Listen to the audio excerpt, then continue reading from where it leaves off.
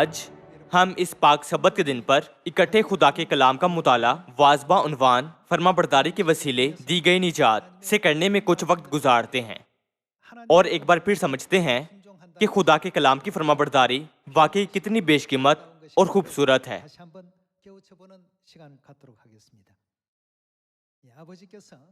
बाप इस ज़मीन पर जिस्म में आए और आसमान पर उठाए जाने से कबल ये आखिरी पैगाम दिया कि अगर तुम आसमानी माँ का कलाम सुनो तो नींद में भी राइस केक पाओगे। हत्ता कि 37 साल बाद भी मैं इस पैगाम को नहीं भूला। अगर हम इसका खुलासा करें तो क्या इसका मतलब ये नहीं कि हमें माँ की फर्माबरदारी करनी चाहिए?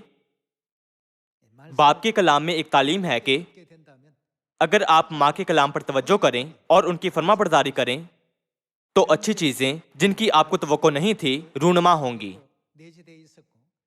जब से हमारी कलीसिया एक छोटे से सयून से बढ़कर आज की एक बड़ी कलीसिया बनी है तो ये माँ की तालीमात और उनका कलाम ही है जिसने हमेशा हमारी रहनुमाई की है।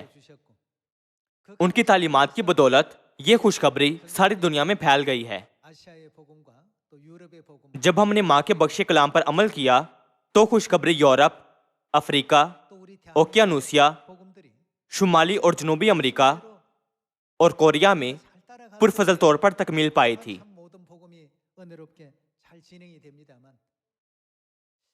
ताहम जब हम सोचने लगते हैं कि मैं ये करना जानता हूँ या मेरे ख्याल से मैं ये कर सकता हूँ, खुशखबरी शायद जमौत का शिकार हो सकती है या बिल्कुल रुक सकती है।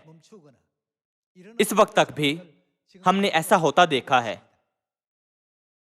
इसलिए आखिर तक हमें बाप और माँ की हिदायत पर चलना चाहिए जहां कहीं वो हमारी रहनुमाई करें और निजात की राह पर दौड़ें और खुशखबरी को मुकम्मल करें। गौर करते हैं कि इंतखाबात के दिन क्या होता है। उस दिन आप उम्मीदवार का अंदाजा लगाते और फिर एक को वोट डालते हैं। वोट डालने से पहले आप एक उम्मीदवार के अवाम के लिए ख्यालात और शख्सियत का जायजा लेते हैं कि वो उनकी कितनी मदद कर सकता है। अपना वोट डालने से पहले आप यकीनन इन तमाम मामलात की जांच करेंगे।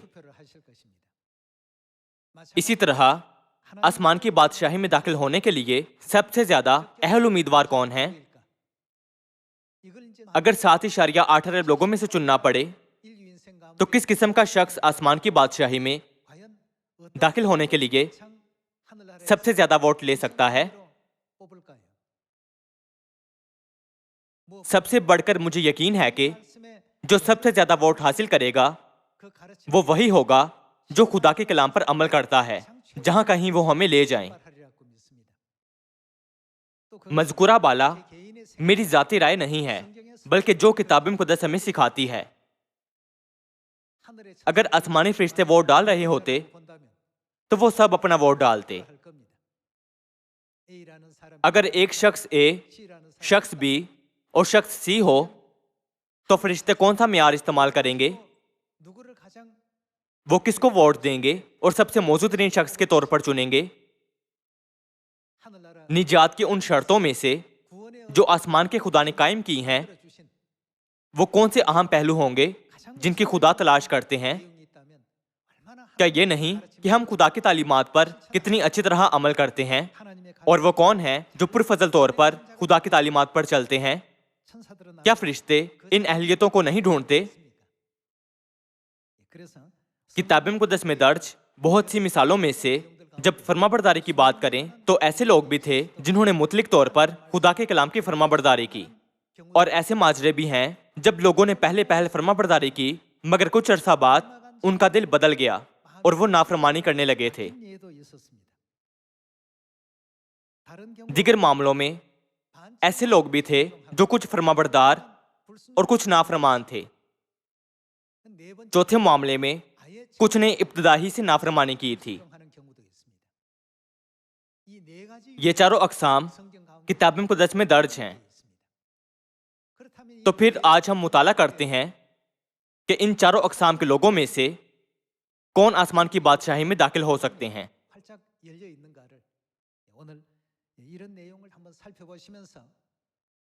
बाप की आखिरी तालीमात में से एक थी कि अगर तुम आसमानी माँ का कलाम सुनो तो नींद में भी राइज केक पाओगे। बहुत से अच्छे काम जिनकी आपको तवक्को नहीं थी वो हो जाएंगे। हमारी खुदा की कलीसिया एक छोटे से घर की कलीसिया से आसमानी बाप और माँ की पुरफजल तालीमात के तहत दुनिया भर की कलीसियाओं में तरक्की कर गई। ये सब खुशखबरी का अच्छा नतीजा था जो हमें खुदा की तालीमात की पैरवी से मिला था।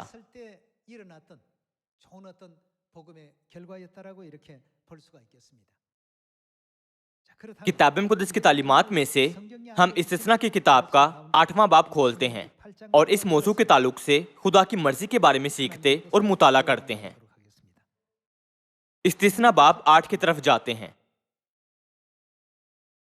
इस्तिस्ना बाब 8 आयत 1 देखते हैं। सब हुक्मों पर जो आज के दिन मैं तुझको देता हूं तुम एहतियात करके अमल करना। हमें किसका हुक्म मानना चाहिए? हमें खुदा का हुक्म मानना चाहिए ताकि तुम जीते और बढ़ते रहो। और जिस मुल्क की बाबत खुदावन ने तुम्हारे बाप दादा से कसम खाई है तुम उसमें जाकर उस पर कब्जा करो। हम उस मुल्क पर कब्जा कर सकते हैं जिसे खुदा ने हमें देने की कसम खाई थी। रूहानी लिहाज से बात करें तो पुराने अहदनामा के मुल्क कनान से मुराद आसमान की बादशाही है। किताब मुक़द्दस में उन लोगों की तारीख दर्ज है जो फरमाबरदार थे और जो नाफरमान थे। नीस एक ऐसे शख्स का भी मामला था जो जुज़वी तौर पर फरमाबरदार और जुज़वी तौर पर नाफरमान था और यहाँ तक कि शुरू से आखिर तक नाफरमानी का मामला भी था। ये तमाम मामलात इसराइलियों के कनान को सफर के दौरान हुए थे।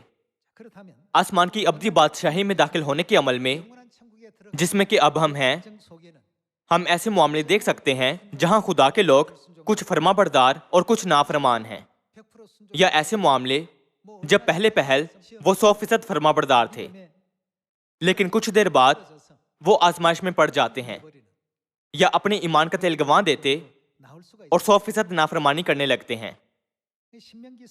इस्तिस्ना की किताब के मुताबिक ये तमाम वाकयात नकलो अक्स हैं जिनमें खुदा हमें सिखाते हैं कि कनान में दाखिल होने के लम्हे तक और हत्ता के कनान में दाखिल होने के बाद भी हमें खुदा की तालीमात के मुताबिक जिंदगी गुजारनी है। आयत 2 पर गौर करते हैं। और तू उस सारे तरीक को याद रखना जिस पर इन 40 बरसों में खुदावन तेरे खुदा ने तुझको इस बियाबान में चलाया ताकि वो तुझको आजिज करके। खुदा ने क्या किया था?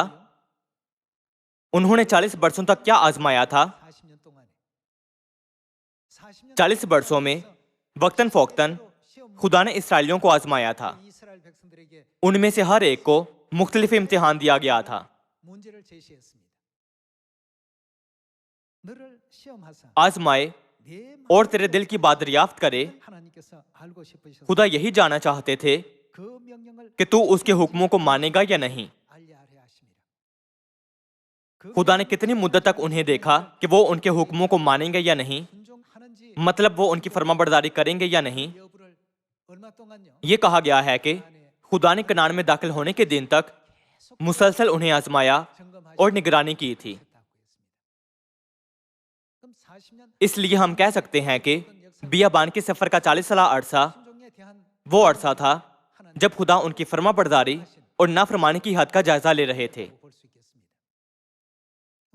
आज हम ईमान के बियाबान में चल रहे हैं। बस ईमान की जिंदगी गुजारने के अमल में हम कह सकते हैं कि जिस दिन हम आसमान में दाखिल होंगे तो खुदा अपने कलाम पर अमल करने वालों और ना करने वालों और पैरवी करने वालों और ना करने वालों के दरमियान फैसला करेंगे। हम एक एक करके इन मामलात पर एक नजर डालते हैं। मुकाशफा बाब 14 की तरफ जाते हैं। मुकाशफा की किताब के 14वें बाब की पहली आयत से खुदा का कलाम पढ़ते हैं। फिर मैंने निगाह की तो क्या देखता हूं कि वो बरा सयून के पहाड़ पर खड़ा है और उसके साथ 1,44,000 शख्स हैं जिनके माथे पर उसका और उसके बाप का नाम लिखा हुआ है। और मुझे आसमान पर से एक ऐसी आवाज सुनाई दी जो जोर के पानी और बड़ी गर्ज की सी आवाज थी, और जो आवाज मैंने सुनी वो ऐसे थी जैसे बरबत नवाज बरबत बजाते हों। وہ تخت کے سامنے اور چاروں جانداروں اور بزرگوں کے آگے گویا ایک نیا گیت گا رہے تھے، اور ان 1,44,000 شخصوں کے سوا جو دنیا میں سے خرید لیے گئے تھے کوئی اس گیت کو نہ سیکھ سکا۔ یہ وہ ہیں جو عورتوں کے ساتھ آلودہ نہیں ہوئے بلکہ کنوارے ہیں۔ یہ وہ ہیں جو کیا کرتے ہیں؟ برا کے پیچھے پیچھے چلتے ہیں جہاں کہیں وہ جاتا ہے۔ یہاں ان افراد میں سے کسی کی بھی کوئی ذاتی ترجیحات نہیں ہیں، انہیں صرف برا پر اتنا مطلق یقین و اعتماد ہے۔ یہ کہا گیا ہے کہ وہ برا کے پیچھے پیچھے چلتے ہیں جہاں کہیں وہ جاتا ہے۔ اس کا مطلب یہ ہے کہ وہ خدا کے کلام اور تعلیمات کی فرمانبرداری 100% ایمان کے ساتھ کرتے ہیں۔ یوحنا رسول نے اس منظر کو رویا میں دیکھا تھا، اور کتاب مقدس میں ان لوگوں کے بارے میں یہ کہتے ہوئے لکھا کہ وہ زمین سے خرید لیے گئے ہیں۔ یہ کہنا کہ وہ برا کے پیچھے پیچھے چلتے ہیں، اس کا مطلب ہے کہ ان کی فرمانبرداری مطلق ہے، چاہے دن ہو یا رات، چاہے وہ بیابان میں ہو یا نخلستان میں، انہیں اس سے کوئی فرق نہیں پڑتا۔ وہ اپنے آس پاس کے ماحول یا حالات کی پرواہ نہیں کرتے۔ یہاں جو سب سے اہم معاملہ ہے وہ برا اور مقدسین کے درمیان کا تعلق ہے۔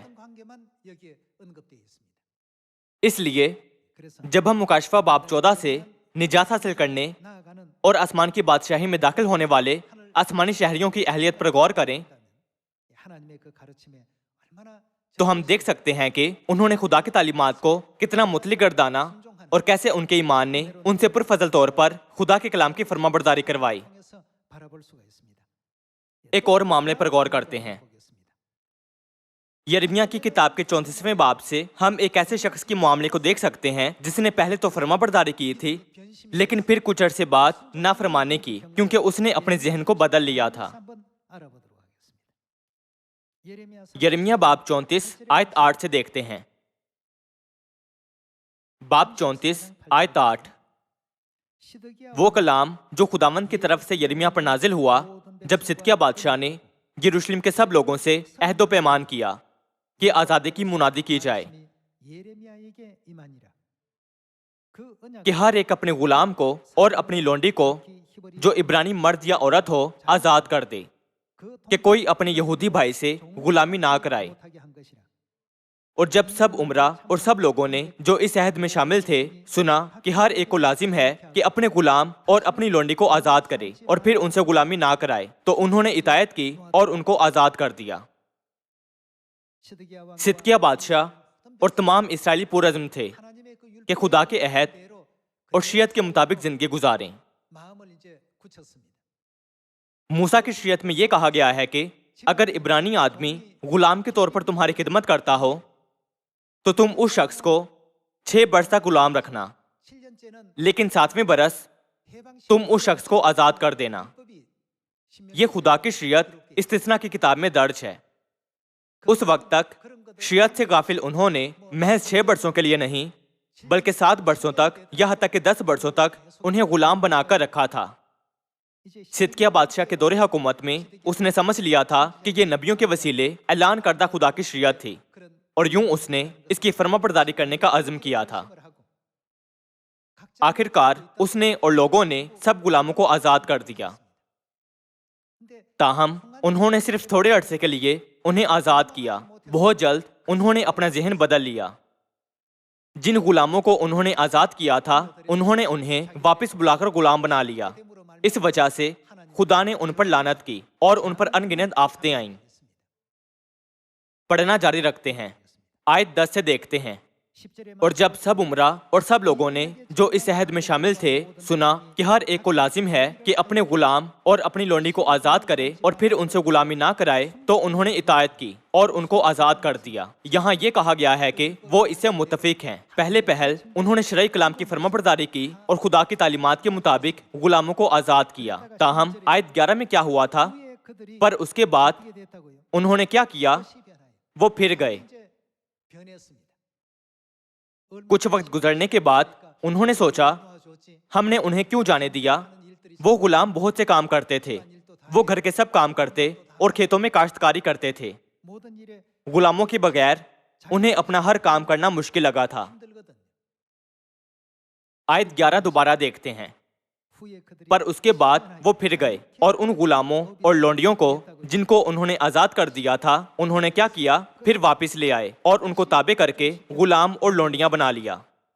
آیت 12۔ اس لیے خداوند کی طرف سے یہ کلام یرمیہ پر نازل ہوا کہ خداوند اسرائیل کا خدا یوں فرماتا ہے کہ میں نے تمہارے باپ دادا سے جس دن میں ان کو ملک مصر سے اور غلامی کے گھر سے نکال لایا یہ عہد باندھا کہ تم میں سے ہر ایک اپنے عبرانی بھائی کو جو اس کے ہاتھ بیچا گیا ہو 7 برس کے آخر میں، یعنی جب وہ 6 برس تک خدمت کر چکے، تو آزاد کر دے۔ لیکن تمہارے باپ دادا نے میری نہ سنی، دوسرے لفظوں میں انہوں نے میری نافرمانی کی اور کان نہ لگایا۔ آیت 15۔ اور آج ہی کے دن تم رجوع لائے اور وہی کیا جو میری نظر میں بھلا ہے کہ ہر ایک نے اپنے ہمسائے کو آزادی کا مژدہ دیا، اور تم نے اس گھر میں جو میرے نام سے کہلاتا ہے میرے حضور عہد باندھا، لیکن تم نے برگشتہ ہو کر میرے نام کو ناپاک کیا، اور ہر ایک نے اپنے غلام کو اور اپنی لونڈی کو جن کو تم نے آزاد کر کے ان کی مرضی پر چھوڑ دیا تھا پھر پکڑ کر تابع کیا کہ تمہارے لیے غلام اور لونڈیاں ہوں۔ آیت 17 سے دیکھتے ہیں۔ اس لیے خداوند یوں فرماتا ہے کہ تم نے میری نہ سنی، یعنی حکم نہیں مانا کہ ہر ایک اپنے بھائی اور اپنے ہمسائے کو آزادی کا مژدہ سنائے۔ دیکھو خداوند فرماتا ہے میں تم کو تلوار اور وبا اور کال کے لیے آزادی کا مژدہ دیتا ہوں، اور میں ایسا کروں گا کہ تم روئے زمین کی سب مملکتوں میں دھکے کھاتے پھرو گے۔ اگر آپ آیت 22 تک پڑھنا جاری رکھیں تو آپ کو معلوم ہوگا کہ خدا ان پر ہلاکت اور سزا کی لعنت کرتے ہیں۔ ہم استثنا باب 15 آیت 12 سے دیکھتے ہیں۔ اگر تیرا کوئی بھائی خواہ وہ عبرانی مرد ہو یا عبرانی عورت تیرے ہاتھ بکے اور وہ 6 برس تک تیری خدمت کرے تو 7ویں سال اس کو آزاد ہو کر جانے دینا، اور جب تو اسے آزاد کر کے اپنے پاس سے رخصت کرے تو اسے خالی ہاتھ نہ جانے دینا، بلکہ تو اپنی بھیڑ بکری اور کھتے اور کولہوں میں سے دل کھول کر اسے دینا، یعنی خداوند تیرے خدا نے جیسی برکت تجھ کو دی ہو اس کے مطابق اسے دینا۔ اس شریعت کو خدا کی شریعت میں ایک کے طور پر درج کیا گیا تھا۔ یہ لکھا ہے کہ جب عبرانی 6 برس تک تیرا غلام رہے تو اسے 7ویں برس آزاد ہو کر جانے دینا، خواہ 6 برس اس نے تیری خدمت کی ہو۔ پہلے پہل صدقیہ بادشاہ اور سب اکٹھے خدا کی مرضی کی فرما برداری کرنے پر متفق تھے۔ جب انہوں نے اپنے غلاموں کو آزاد کرنے کا عزم کیا تھا تو انہیں چھوڑ دینا چاہیے تھا، تاہم پہلے انہوں نے انہیں آزاد کر دیا، لیکن پھر کچھ عرصے بعد انہیں دوبارہ غلام بنا لیا۔ دوسرے الفاظ میں انہوں نے پہلے خدا کے حکموں کی فرما برداری کی تھی لیکن بعد میں انہوں نے نافرمانی کی تھی۔ اس لیے خدا نے کہا چونکہ تم نے میرے کلام پر عمل نہیں کیا تو یہ نتیجہ نکلے گا کہ وبائیں، بلائیں اور امراض تم پر آئیں گے، اور تم اپنے دشمن کی تلوار سے روئے زمین سے کاٹ ڈالے جاؤ گے۔ خدا نے ان کی نافرمانی کے نتائج ان پر ظاہر کیے۔ مکاشفہ باب 14 میں یہ کہا گیا ہے کہ وہ برا کے پیچھے پیچھے چلتے ہیں جہاں کہیں وہ جاتا ہے۔ یہ مطلق فرما برداری ہے۔ یرمیہ باب 34 میں لوگوں نے ایک لمحے کے لیے فرما برداری کی اور پھر نافرمانی کی۔ خدا نے یہ نہیں کہا تھا کہ وہ اس قسم کے لوگوں کو برکت دیں گے۔ یہ کہا گیا ہے کہ وہ ان سب کو ہلاک کریں گے۔ جب ہم آیت 22 تک پڑھنا جاری رکھیں تو ہم اس بات کی تصدیق کر سکتے ہیں۔ اس کے بعد پہلے سامویل کی کتاب کے 15ویں باب پر ایک نظر ڈالتے ہیں۔ فرما برداری کا ایک اور معاملہ ساؤل نامی بادشاہ کا معاملہ دیکھتے ہیں جو آدھا فرما بردار اور آدھا نافرمان تھا۔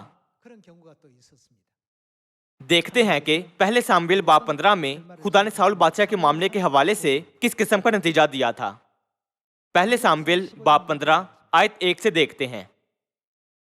اور سامویل نے ساؤل سے کہا کہ خداوند نے مجھے بھیجا ہے کہ میں تجھے مسا کروں تاکہ تو اس کی قوم اسرائیل کا بادشاہ ہو، سو اب تو خداوند کی باتیں سن۔ رب الفاظ یوں فرماتا ہے کہ مجھے اس کا خیال ہے کہ امالیک نے اسرائیل سے کیا کیا، اور جب یہ مصر سے نکل آئے تو وہ راہ میں ان کا مخالف ہو کر آیا۔ سو اب تو جا اور امالیک کو مار اور جو کچھ ان کا ہے سب کو بالکل نابود کر دے اور ان پر رحم مت کر، بلکہ مرد اور عورت، ننھے بچے اور شیرخوار، گائے بیل اور بھیڑ بکریاں، اونٹ اور گدھے سب کو قتل کر ڈال۔ خدا نے ساؤل کو حکم دیا تھا کہ سب جانداروں کو قتل کر دے اور پیچھے کچھ نہ چھوڑے۔ آیت 4، چنانچہ ساؤل، یہ ساؤل بادشاہ ہے، نے لوگوں کو جمع کیا اور تلائی میں ان کو گنا، سو وہ 2,00,000 پیادے اور یہودا کے 10,000 مرد تھے۔ اور ساؤل امالیک کے شہر کو آیا اور وادی کے بیچ گھات لگا کر بیٹھا، اور ساؤل نے کینیوں سے کہا کہ تم چل دو، امالیکیوں کے بیچ سے نکل جاؤ، تانا ہو کہ میں تم کو ان کے ساتھ ہلاک کر ڈالوں، اس لیے کہ تم سب اسرائیلیوں سے جب وہ مصر سے نکل آئے مہر کے ساتھ پیش آئے۔ سو کینی امالیکیوں میں سے نکل گئے۔ آیت 7، اور ساؤل نے امالیکیوں کو حویلا سے شور تک جو مصر کے سامنے ہے مارا، اور امالیکیوں کے بادشاہ اجاج کو جیتا پکڑا اور سب لوگوں کو تلوار کی دھار سے نیست کر دیا۔ لیکن ساؤل نے اور ان لوگوں نے اجاج کو اور اچھی اچھی بھیڑ بکریوں، گائے بیلوں اور موٹے موٹے بچوں اور بروں کو اور جو کچھ اچھا تھا اسے جیتا رکھا اور ان کو نیست کرنا نہ چاہا، لیکن انہوں نے ہر ایک چیز کو جو ناقص اور نکمی تھی نیست کر دیا۔ فرما برداری کے حوالے سے مکاشفہ باب 14 میں دکھائے گئے خدا کے مقدسین برا کے متعلق فرما برداری کرتے ہیں جہاں کہیں بھی وہ ان کی رہنمائی کرتے ہیں۔ کتاب مقدس کے مطابق اس کی وجہ یہ تھی کہ وہ ازمین سے خرید لیے جانے کے لائق تھے۔ یرمیہ باب 34 میں ہم دیکھ سکتے ہیں کہ شروع میں صدقیہ بادشاہ اور یہودا کے لوگوں نے 100% فرما برداری کی تھی، تاہم کچھ وقت گزرنے کے بعد وہ پھر گئے اور نافرمانی کرنے کے لیے انہوں نے 100% دل بدل لیے۔ یہ ان کا معاملہ تھا۔ تاہم پہلے سامویل باب 15 کے مطابق ساؤل نیم فرما بردار اور نیم نافرمان تھا۔ سب ناقص اور نکمے بیکار جانور اس نے نیست کر دیے تھے، مگر سب موٹے موٹے چوپائے جو کارآمد لگے اس نے جیتے بچا لیے۔ آج جبکہ ہم آسمان کی جانب اپنی راہ پر گامزن ہیں تو خدا ہمیں ہمارے ماضی کے تمام نافرمانی کے کام دکھاتے ہوئے خدا کی مرضی پر غور کرنے کو کہتے ہیں۔ بعض لوگ آخر تک خدا کی مرضی کی 100% پیروی کرتے ہیں، بعض لوگ کچھ عرصہ 100% فرما برداری کرتے ہیں اور پھر کچھ عرصہ نافرمانی کرتے ہیں۔ بعض لوگ ساؤل بادشاہ اور اسرائیلی لشکر کی مانند ہیں جو نیم فرما بردار اور نیم نافرمان تھے۔ بعض لوگ ابتدا ہی سے نافرمانی کرتے ہیں۔ خدا ہمیں تمام مختلف اقسام کی نافرمانی کے کام دکھاتے ہیں۔ پہلے سامویل میں ہم آخرکار دیکھ سکتے ہیں کہ جب خدا کی روح ساؤل کو چھوڑ گئی تو ایک بری روح آ کر اسے ستانے لگی۔ جیسا کہ سامویل ساؤل بادشاہ سے بہت محبت کرتا تھا، پر جب ہم اس باب کو پڑھنا جاری رکھیں تو ہم دیکھ سکتے ہیں کہ اس نے ساؤل بادشاہ کے لیے یہ کہتے ہوئے افسوس کیا کہ تو نے ایسا کیوں کیا؟ تو پھر کیوں خدا فرما برداری اور نافرمانی کو اتنا اہم سمجھتے ہیں؟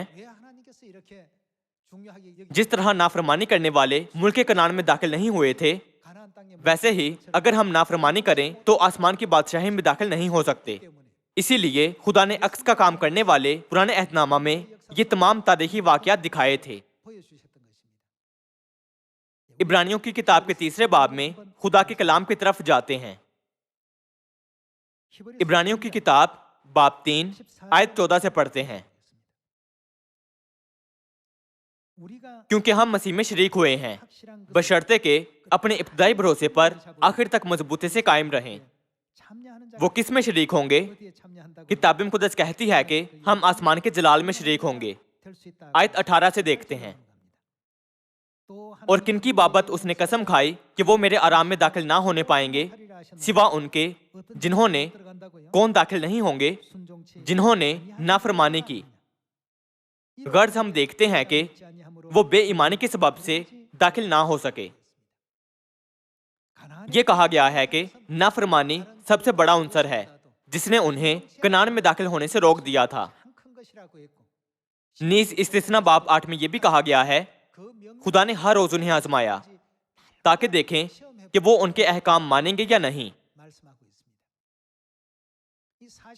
بیابان کے 40 سالہ سفر میں خدا نے ان کے دلوں کو جانچا کہ وہ فرما بردار ہیں یا نہیں۔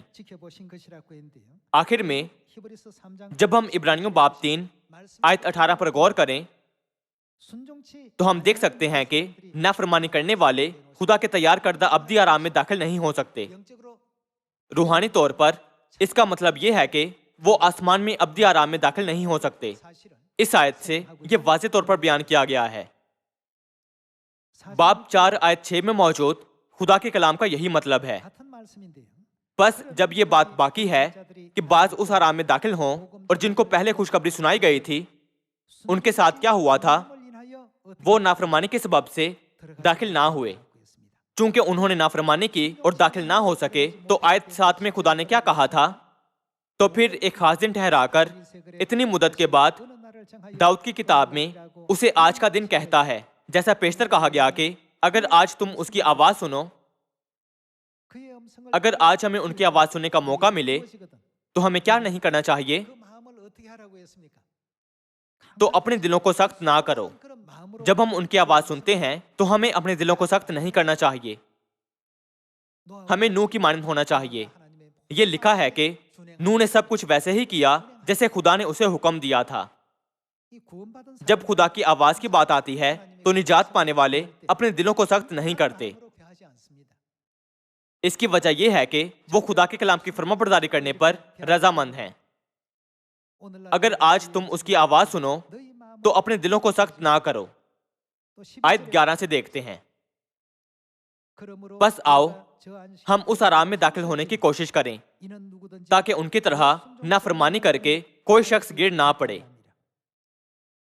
ہمیں نافرمانی کے نمونے پر عمل کرنے سے روکنے کی غرض سے خدا نے ہمارے لیے پرانے عہد نامہ کی تاریخ بطور عکس و نمونے کے تیار کی ہے۔ حتیٰ کہ آج بھی خدا کی خوشی ساری دنیا سے تمام بنی آدم کو بچانے میں ہے۔ خدا تمام بنی آدم کو آسمان کی ابدی بادشاہی میں لے جانا چاہتے ہیں۔ تاہم اس زمین پر رہتے ہوئے لوگوں کے مختلف اقدار، سوچنے کا انداز اور زندگی میں مختلف اہداف ہوتے ہیں۔ کچھ وقت کے لیے وہ خدا کے کلام پر قائم رہتے ہیں، لیکن پھر جب وہ اپنی زندگیاں گزارتے ہیں تو کبھی بھی سوچنے لگتے ہیں کہ میں خدا کے کلام کے مطابق زندگی گزارنے کی کوشش کر رہا ہوں، مگر یہ تھوڑا تکلیف دہ محسوس ہوتا ہے۔ میرے ارد گرد موجود لوگ میری عزت نہیں کرتے، میں اپنے ارد گرد موجود لوگوں کے ساتھ گھل مل نہیں سکتا۔ اس قسم کے خیالات کسی کے ذہن میں آ سکتے ہیں۔ اپنی زندگی کا لطف اٹھانے کی غرض سے وہ خدا کے کچھ کلام کو نظر انداز کرتے اور سوچتے ہیں کہ میں خدا کے کلام پر 90% عمل کر رہا ہوں، اس لیے اگر میں باقی 10% فرما برداری نہیں کرتا تو کوئی بات نہیں۔ بعد میں وہ سوچنے لگتے ہیں کہ 50% تک بھی ٹھیک رہے گا۔ آخر کار وہ اپنے آپ سے کہیں گے کہ اگرچہ میں 90% فرما برداری نہیں کرتا پر پھر بھی ٹھیک ہے، کیا میں کم از کم 10% فرما برداری نہیں کر رہا؟ چونکہ ایسا بار بار ہوتا ہے، اس لیے خدا نے ساؤل بادشاہ کی تاریخ کے وسیلے کہا کہ نیم فرما برداری اور نیم نافرمانی بالکل 100% نافرمانی کے برابر ہے۔ نیز ہم اس بارے میں سوچتے ہیں کہ جب پہلے پہل صدقیہ بادشاہ اور یہودا کے لوگوں نے 100% خدا کی فرما برداری کی پر تھوڑے عرصے کے بعد 100% نافرمانی کی تھی۔ نیز ہم مکاشفہ باب 14 میں یوحنا رسول کے وسیلے دکھائے گئے نجات پانے والے خدا کے لوگوں پر غور کریں۔ وہ برا کے پیچھے پیچھے چلتے ہیں، جہاں کہیں وہ جاتا ہے وہ صرف تھوڑی دیر تک اس کے پیچھے نہیں چلتے۔ صورتحال یا وقت کے قطع نظر خدا کے لوگ آخر تک مسلسل خدا کی مرضی کی پیروی کرتے ہیں۔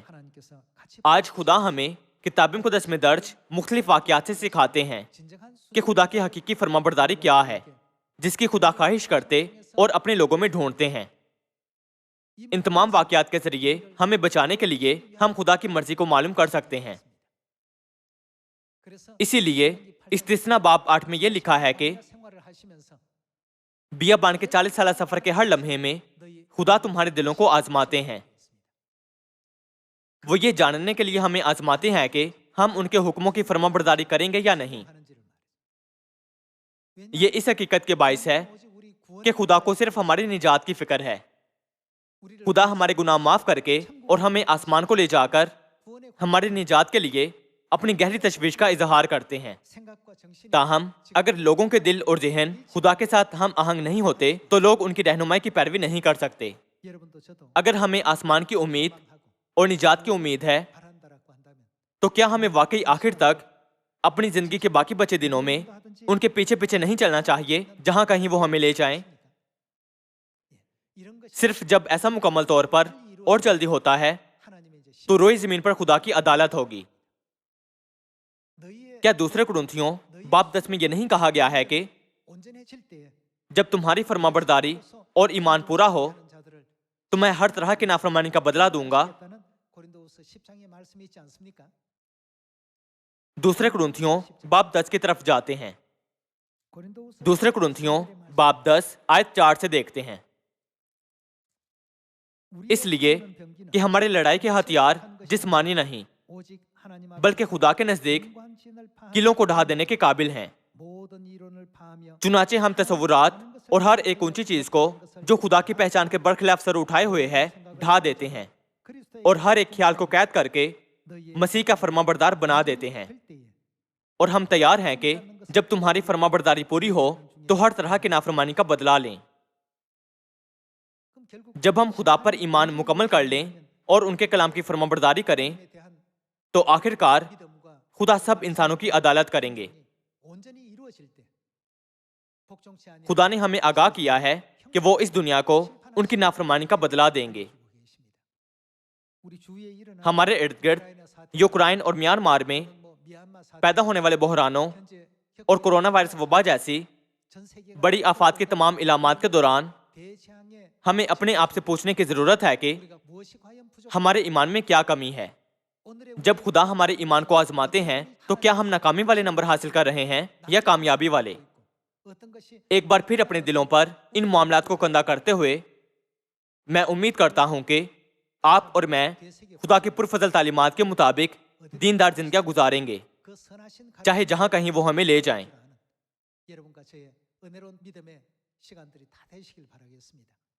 اگر آپ آسمانی ماں کا کلام سنیں تو نیند میں بھی رائس کیک پائیں گے۔ بہت سے اچھے غیر متوقع کام ہوں گے۔ مہربانی سے اس پر پختہ ایمان رکھیں۔ اپنے سب آسمانی خاندانی اراکین سے خدا کے کلام کے مطابق زندگی گزارنے کا کہتے ہوئے میں آج کا واعظ ختم کرتا ہوں۔ آپ کا بہت شکریہ۔